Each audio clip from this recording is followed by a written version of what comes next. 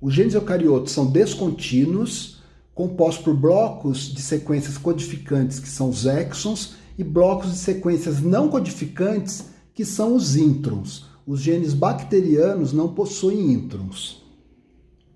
O número de exons e introns ele é variável, então, por exemplo, aqui, se eu considerar introns, em levedura, eu posso ter de 1 a 3 introns, e no genoma humano, um número muito variável de introns, tá certo? E de exons, no caso do gene da beta-globina, 3 exons, o gene do fator 8 da coagulação tem 26 exons, que cobre uma região genômica muito grande.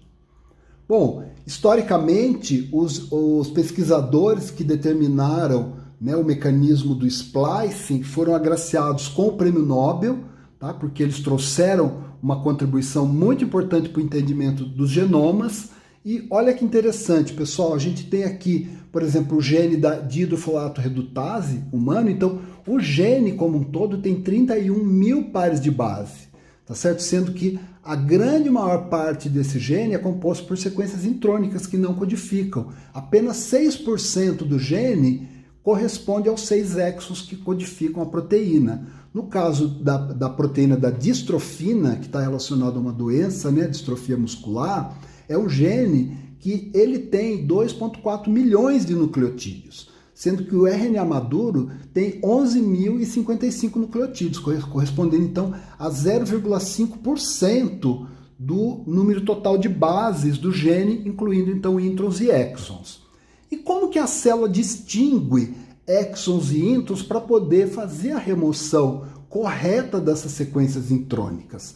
Tá? Então existem sequências aqui na borda de exons e introns que são reconhecidas pela maquinaria de splicing, que é a remoção dessas sequências intrônicas, e essa remoção pode acontecer por um auto-splicing, tá certo? Formando esse laço, a remoção e a ligação aqui de 2 exons, ou pode envolver uma maquinaria com proteínas, tá? E RNAs pequenos. Tá? Então, isso promove a remoção dos introns, tá? E o processamento do RNA maduro, por esses diferentes mecanismos que são particulares a diferentes tipos de células e de tecidos. Tá? Então, se a gente olhar aqui, por exemplo, falamos já, né, em aulas anteriores, o gene da insulina. Né? O gene da insulina, a insulina, o primeiro biofármaco produzido por biologia molecular, por engenharia genética. E olha aqui, gente, o gene da insulina, ele tem 2 introns, tá certo? Essas sequências aqui que não codificam aminoácidos e 3 exons que codificam os aminoácidos da insulina funcional, tá? Com todas as sinalizações aqui para remoção do splicing. E aqui, olha, o sinal de poliadenilação para adicionar aquela cauda poli-A que vai estabilizar o RNA mensageiro maduro. E olha aqui o RNA mensageiro maduro da insulina. Aqui, então, estão unidos os 3 exons, tá certo? Então, com toda a informação para que esse RNA mensageiro, considerando aqui a cauda poli-A e o CAP, o capacete aqui na extremidade 5', possa, então, ser translocado do núcleo para o citoplasma e ser, então, reconhecido na maquinaria de tradução para poder, então, sintetizar a proteína insulina funcional. Importante, pessoal, isso aqui é bastante importante, tem a ver com tudo que a gente viu até agora. Se você quer expressar a proteína, a insulina funcional, tá certo? Como hormônio, a partir de um gene que contém introns, tá certo? Por exemplo, um biofármaco, então eu sei lá da informação prévia que o gene da insulina, ele tem essa composição lá no genoma, tá certo? 3 exons e 2 introns. Eu quero expressar a proteína insulina funcional. Então, eu vou clonar o gene da insulina a partir de um cDNA, tá certo? De um DNA complementar ao RNA mensageiro maduro da insulina. Tá? Então, eu tenho que isolar esse RNA mensageiro, fazer uma transcrição reversa com a transcriptase reversa para gerar o cDNA e aí clonar no vetor de expressão correto.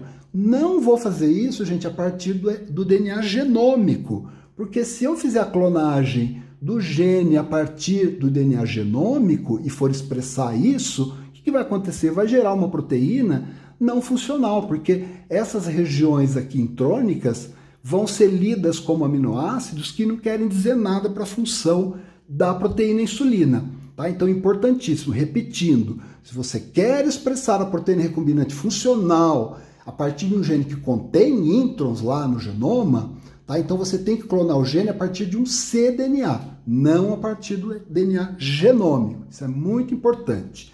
E olha lá que eu acho muito legal isso, né? O splice alternativo. Significa o quê, pessoal? Que a maquinaria de remoção de splice, ela pode funcionar diferencialmente, de maneira diferente, em diferentes tecidos. Então, se eu tomar, por exemplo, aqui, ó, o gene da alfa-tropomiosina, tá relacionado à contração muscular, olha que interessante, dependente aqui do tipo de músculo, do tipo de célula, do tipo de tecido, eu vou ter um processamento diferencial, tá certo? Porque nesses diferentes tecidos, nessas diferentes células, a maquinaria de splicing, ela vai fazer com que a remoção dos introns seja diferencial, tá certo? Com isso eu vou ter proteínas que serão alfa-tropomiosina, mas com uma função adaptada à função do determinado tecido da determinada célula, tá? Então aquilo que eu falei, a partir de um gene eu posso codificar diferentes tipos de proteína com funções específicas para a função determinada naquela célula, naquele tecido, tá certo? Então aqui mostrando como que pode ser esse splice alternativo, tá? Isso é um mecanismo muito importante dentro da célula, dá muita versatilidade. Olha lá, 60% dos genes humanos sofrem splice alternativo. Então, a partir daqueles 20 mil genes do genoma humano, eu posso codificar uma variedade muito ampla de proteínas, tá? Muito mais do que 20 mil proteínas se fosse um gene e uma proteína. E olha que interessante, isso aqui, eu acho muito legal esse estudo, mostrando splice alternativo em drosófila, tá certo? O splice alternativo nesse caso, né, no gene DSX, que é o Double Sex Gene da drosófila, o que acontece, gente? Dependendo do tipo de splicing que ocorre aqui, olha, então, por exemplo, na drosófila macho, né, eu vou ter a união dos exons 1, 2, 3, 5 e 6, tá certo? Que vai codificar um polipeptídeo que vai desenvolver o macho. Na fêmea, olha aqui os exons 1, 2, 3 e 4, tá certo? Então, essa proteína aqui, unindo os exons 1, 2, 3 e 4, vai codificar um polipeptídeo que vai, então, diferenciar o embrião da drosófila num organismo fêmea. Então, vocês veem, né, um splice alternativo num controle tão determinante aqui no caso da drosófila, um controle do dimorfismo sexual. Né? Bom, uma vez traduzida a proteína, né, então nós fizemos a transcrição, controle transcricional, tá certo? O RNA mensageiro foi processado, retirado os índices, considerar a célula eucariótica. O RNA mensageiro processado, maduro, transloca do núcleo para o citoplasma.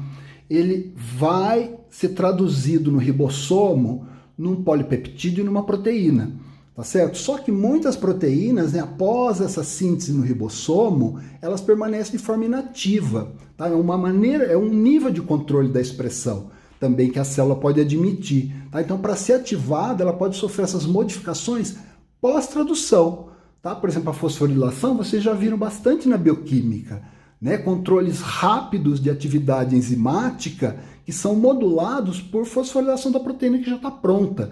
Existe também a metilação, a glicosilação, então é um controle bastante fino e importante essas modificações pós-tradicionais, tá certo? E também as proteínas, né, podem ser ativas só na forma de multímeros, tá? Então, por exemplo, homodímeros. Nós vimos um exemplo, as enzimas de transcrição, por exemplo. Desculpa, enzimas de restrição. Lembra? EcoR1, RID3, PST1, que funcionam como homodímeros. Bom, e finalmente, na expressão, o controle da degradação. Uma vez que a proteína teve a sua função biológica ali naquele sistema, já exerceu, é o último passo. Ela é degradada para reciclagem então, das moléculas e ela encerrou a sua atividade.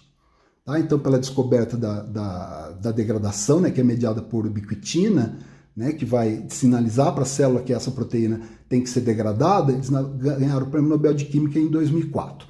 Então, resumindo, né, a regulação da expressão gênica, todos esses níveis, né, então da transcrição, depois o processamento do RNA, né, do transcrito primário para o RNA maduro, a própria translocação para o citoplasma envolve aqui um controle, tá certo? Tem que passar aqui por essa portinha, que é o poro aqui da carioteca, né, e depois a síntese da proteína e depois a degradação da proteína, uma vez que ela teve a sua atividade biológica realizada. Tá? E aqui, para finalizar essa parte, mostrar a importância aqui de olha, é um detalhe, mas não é um detalhe. Olha a quantidade de doenças genéticas causadas por expressão gênica anômala. Tá? Então, quando a gente vai olhar aqui, olha, vários fatores de transcrição, tá certo? As doenças que são causadas, tá, pessoal? Isso aqui é muito importante porque tem a ver com os genomas, com os testes moleculares, com tratamento para essas doenças, com possibilidade de terapia gênica para poder eventualmente mitigar ou corrigir esses problemas, esses problemas genéticos. Então, olha a importância de tudo isso que a gente viu, sem contar a possibilidade da gente poder, então, engenheirar, né, esses sistemas biológicos através, então, da manipulação da expressão gênica para os nossos interesses específicos, tá? Dentro da pesquisa ou da biotecnologia. Então, mas nós podemos estudar essa informação genética contida no DNA e a expressão gênica, tá certo? Mas como? Tá? Então, a partir do genoma, análise genômica e análise transcriptômica, que é a análise, então, global de toda a sequência codificadora e de tudo que é expresso, né, numa célula, num tecido, num órgão. É o que nós veremos em seguida.